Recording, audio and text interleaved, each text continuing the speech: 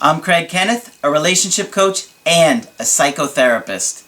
Every relationship is different, and every breakup is different. Work with me, and you'll get professional help on your situation.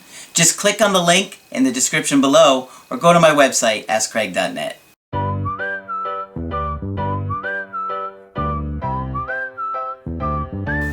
Hi there, I'm Coach Craig Kenneth.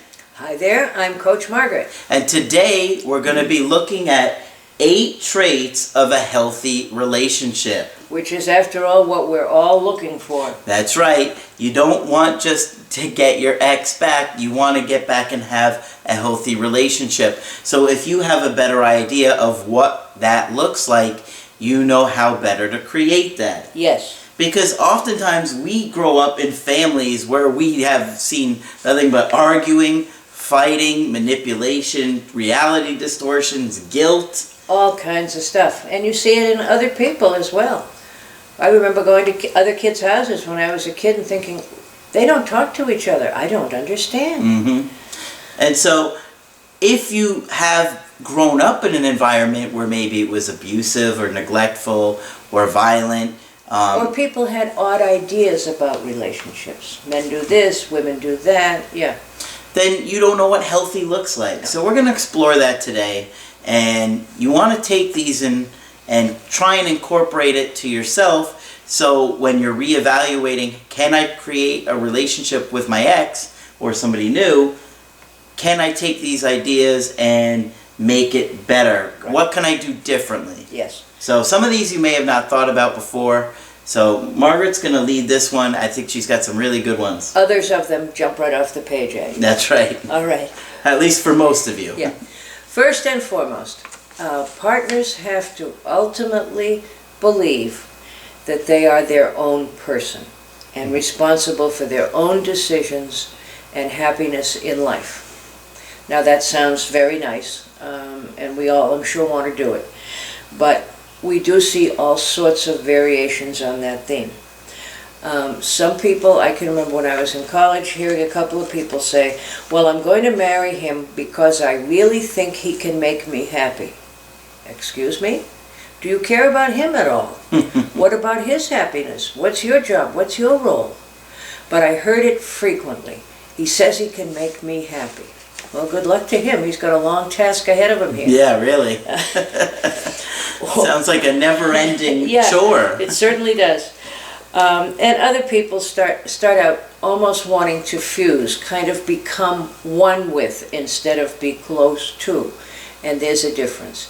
And that every problem they ever had is going to be solved by this magical person who's going to make everything absolutely wonderful. Yeah. What a burden to put on the other partner. Okay, we live in the real world, and it's going to be about both of us.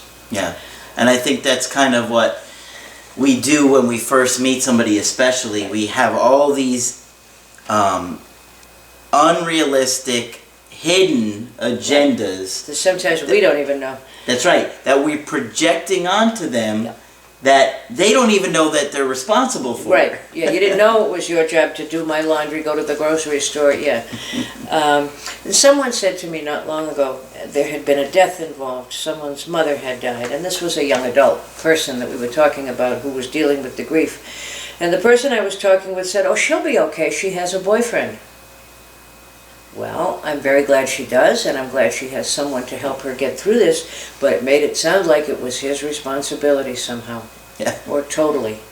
So we have to go in with an attitude that, you know, we all have roles and responsibilities here. Mm-hmm. Yeah. Fighting is really a big deal. Most human beings do it. Most human beings who are together in a serious relationship of any kind do it because we're certainly not going to always agree. Sure. You're going to have one opinion, they're going to have another. One. They think it should be done one way, Yep. You think it should be done another. Right. And that's not fair, and yes it is, look what you did the time before that, and all of that stuff. And what happens? One of the first things I was taught in family therapy school was that you have to keep what you bring up within the same decade. You know, like 20 years ago, you didn't let me take the car that time I wanted to go.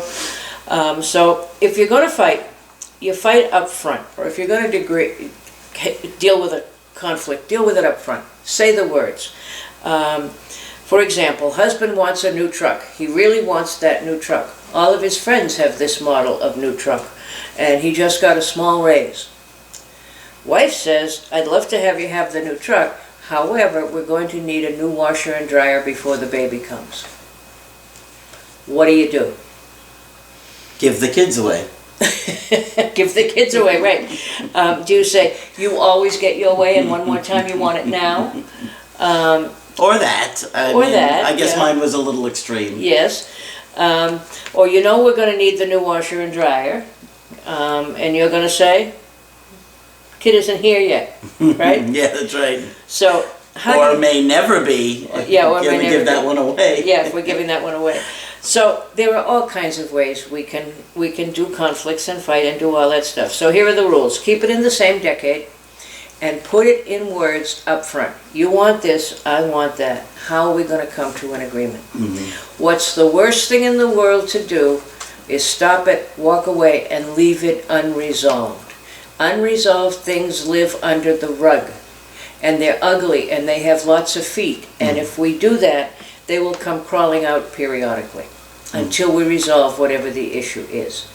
But I think it supposes a certain amount of confidence in your partner that they're reasonable, that they will negotiate reasonably, and that you will be able either to agree or reschedule the discussion, which is perfectly fine. And there doesn't have to be yelling and screaming, although oftentimes as frail human beings that does happen. I think I've got the compromise for that last one. What's that? She gets the washer, he gets the truck, but not the upgraded model, and instead of the dryer, they get a clothing line.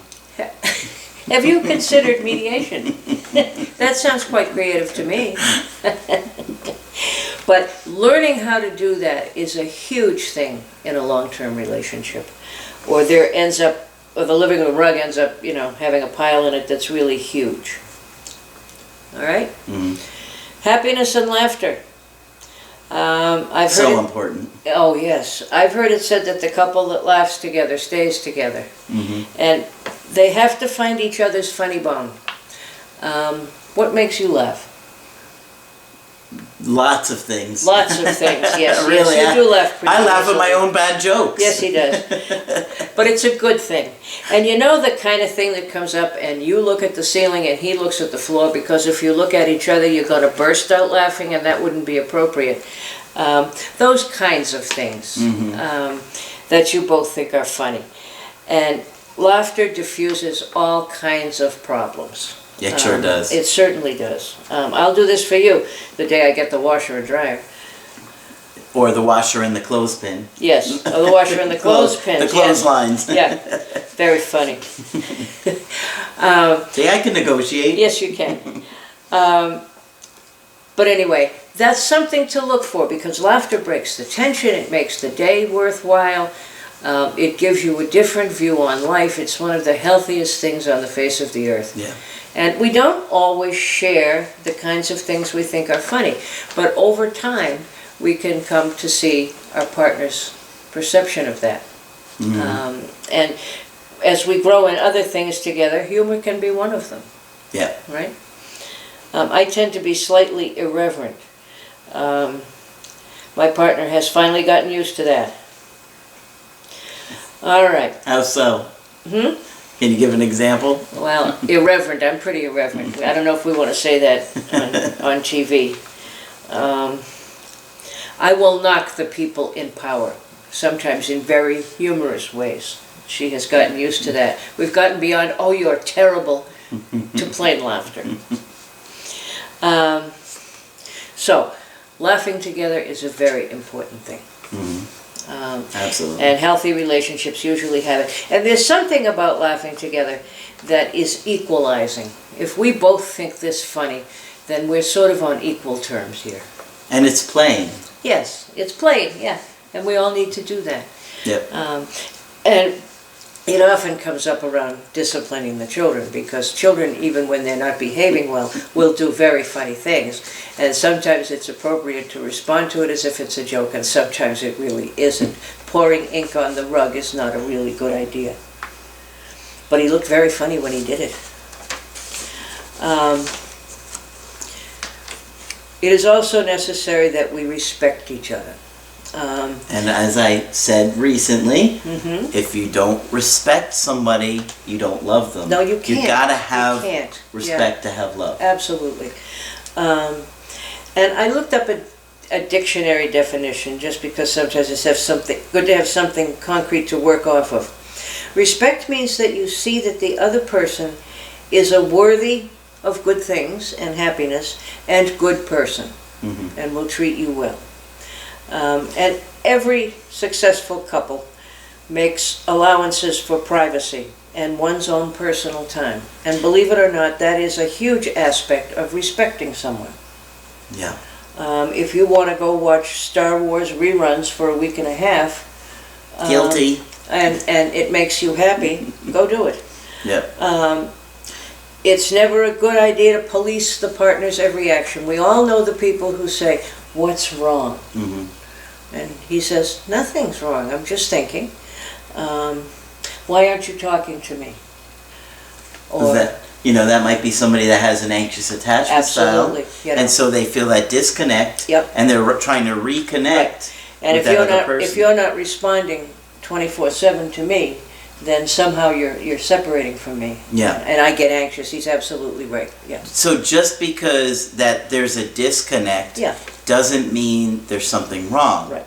Because sometimes people just need to disconnect for a little while to be off on their own. Absolutely. Maybe they're tired. Absolutely. I mean, connecting takes energy. Yes, it does. It requires a presence and being present and emotionally available with somebody. That's right. But to do that and to stay that engaged is tiring. Yes, absolutely. And sometimes if you're tired or You you're need not a break. feeling well, Right. you just want to lay down, you don't want to talk, it's not because you don't want to, it's just you need to. You need to just shut down, Yes, relax. yes, you need to disengage a little bit. But you'll see anxious people do that frequently. And the common one is, "What's wrong? You're not talking to me." Nothing's wrong, I'm just not talking to you. In a healthy relationship, that kind of space. Now, there's two kinds of asking for space. Some people break up because one partner is asking for space. That's on a large scale. Yeah. But even on a day-to-day basis in any relationship, there's a give and take of space. No. I'm not watching this TV program, I'm looking at my iPad. Please let me do that. And, one of the things that you even saw me go through with my breakup was the idea of space made no sense to me. Right. Why would anybody need space, he said. That doesn't make any sense to me. Yeah. I mean, and one day it hit me and I was like, oh my God.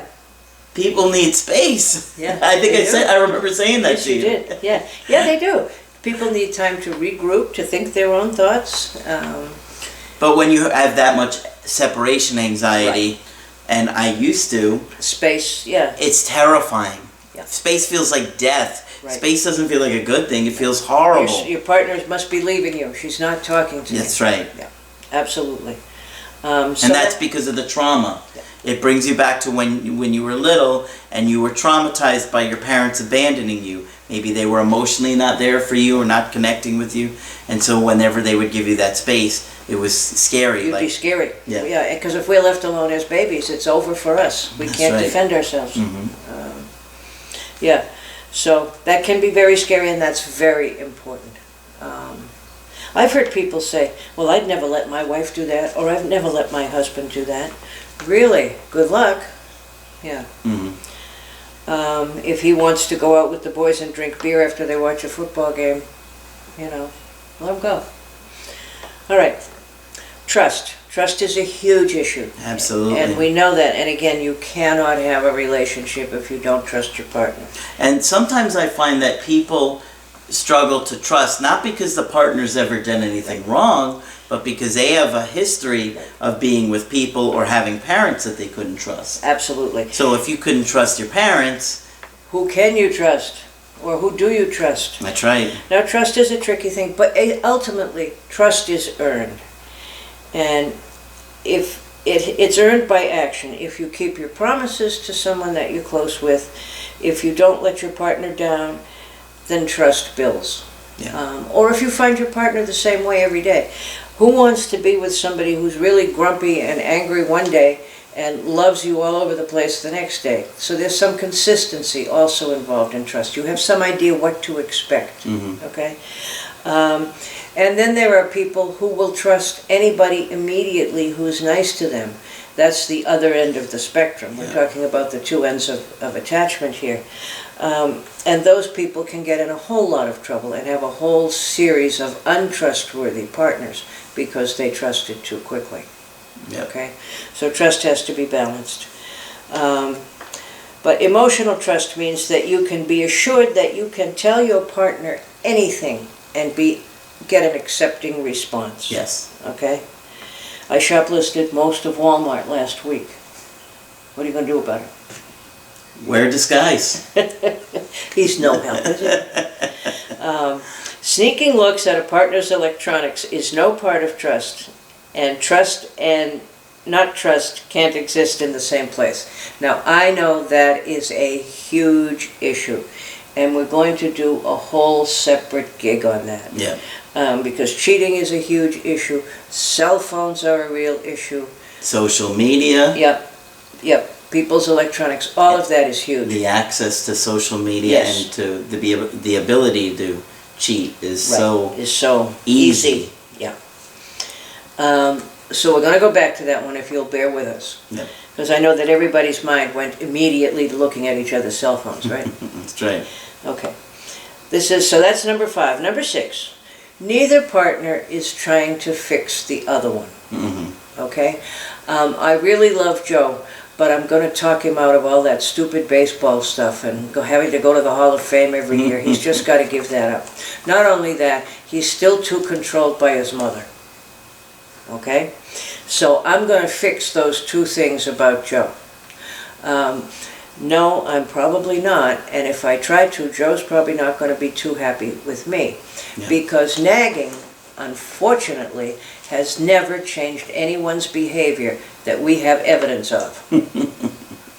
Now, see, the interesting thing about that is that a lot of the people that are going through breakups are hoping, well, my ex, if they come back, they'll change. Or if they change, They can come back. but, you know, like, okay, so maybe they were in a dysfunctional relationship, the ex was maybe abusive or mistreated them or neglectful. Or even controlling. Controlling, whatever. Yeah. They say, I want this person back, I want this person back, I want this person back. And then when they tell me about that person, I'm like, well, that person didn't really treat you that well. Yeah, but if they come back, then we could go to counseling. Then we can, work on it. Then they can do this. Only if they want But to. they might not want to. They might not want to, and you can't force them no matter what you do. The only thing that you could focus on is changing yourself. Yeah. And if they want to come back and you look more appealing to them and you're now more emotionally stable and can communicate better and all the things that I teach, then they're going to be more likely to listen to you and negotiate. Yes, but it's not going to be magic. Unfortunately, there isn't any magic. And I'm very disappointed that nagging doesn't make people change. But then many of us probably are. In terms of power, the relationship is balanced. Oh, this is huge. Yes, it is. Neither person has any more power over decision making than the other. Now, if you think about that, it is an enormous issue. Yes. Both people have an equal say and have equal control over decisions made, and both equally respect each other as a different and unique human being who will behave rationally. Yeah. Okay? I have seen time and time and again, people do not do well with power in relationships. No. They just don't.